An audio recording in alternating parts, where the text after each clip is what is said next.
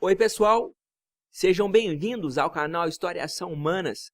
O meu nome é Gêner Cristiano e você está assistindo a aula número 2 sobre a introdução aos estudos históricos. A aula de hoje começa com as fontes históricas. Depois falaremos um pouco sobre as disciplinas que auxiliam o trabalho do historiador. E, por fim, apresentaremos a você o significado de fato histórico e os cuidados que devemos ter em relação a eles. As fontes históricas são os registros produzidos pelas diversas sociedades que existiram no passado. Todo e qualquer tipo de registro produzido pelos seres humanos é considerado uma fonte histórica.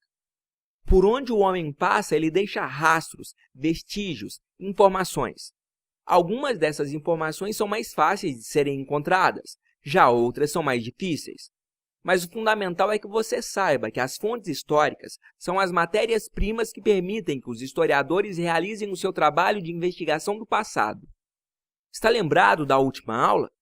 Eu disse que o historiador só analisa o fato histórico depois que ele acontece. Pois então, as fontes históricas, esses registros produzidos no passado, trazem consigo diversas informações que permitem um trabalho de reconstituição dessas organizações sociais. Os historiadores não têm acesso a todas as fontes históricas. Por isso, o nosso conhecimento do passado é sempre parcial. O conhecimento do passado é uma espécie de quebra-cabeças, faltando um monte de partes para ficar completo. As fontes históricas são muito variadas. Hoje, praticamente qualquer registro pode ser considerado um documento relevante para o trabalho de investigação do historiador.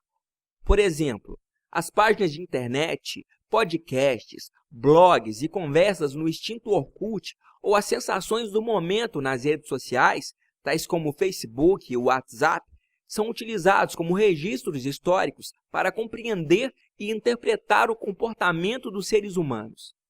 Agora vamos falar sobre alguns tipos de fontes históricas. O historiador se utiliza muito das fontes escritas. Elas podem ser de natureza oficial ou particular, tais como cartas, textos de jornais, testamentos, leis, poemas, obras literárias, entre muitas outras. Temos também as fontes iconográficas. Eu adoro trabalhar com iconografias. Elas dizem respeito ao mundo das imagens, tais como cartoons, charges, obras de arte, fotos de família, pinturas rupestres, os vitrais de uma igreja e coisas desse tipo. Não podemos deixar de falar das fontes orais, tais como filmes de cinema, relatos de comunidades organizadas na tradição oral, músicas, cantigas populares, entre muitas outras. Quando uma determinada sociedade não possui registros escritos, as fontes orais, passadas de geração em geração, acabam se tornando uma das fontes históricas mais importantes para analisar o passado de um determinado grupo. O historiador é uma espécie de investigador do passado, e todo bom investigador precisa de uma equipe para auxiliá-lo, pois o trabalho de investigação do passado é extremamente complicado. Além disso, trabalhando sozinho, o historiador não dispõe de todas as ferramentas para coletar as informações e extrair o conhecimento do passado do jeito que ele necessita. É por isso que a história sempre recorre a outras disciplinas para desenvolver o seu trabalho. Vamos analisar algumas dessas disciplinas que auxiliam o historiador a partir de agora. Começaremos pela arqueologia.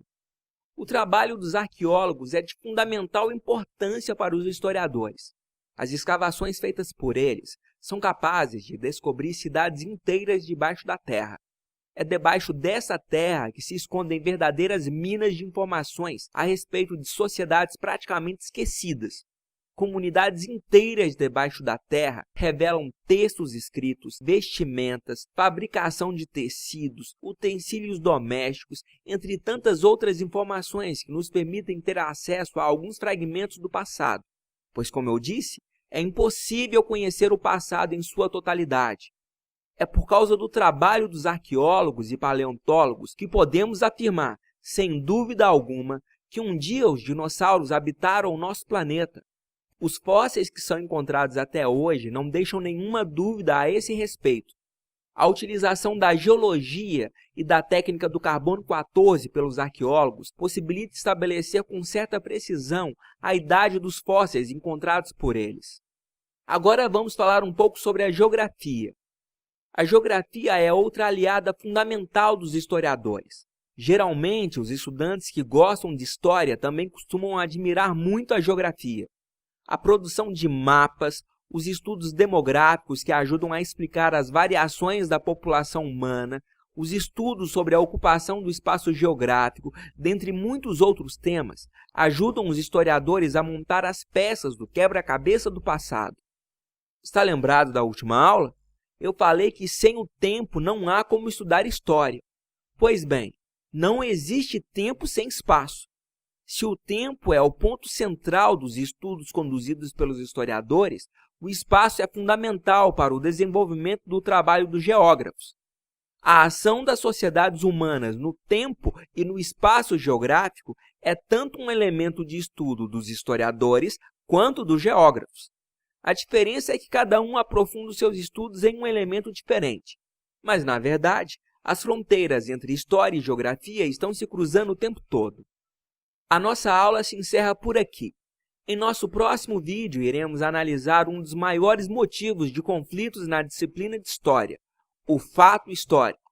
Acesse os links na descrição do vídeo, inscreva-se em nosso canal e cadastre o seu e-mail para ficar atualizado sobre as aulas mais recentes de Historiação Humanas.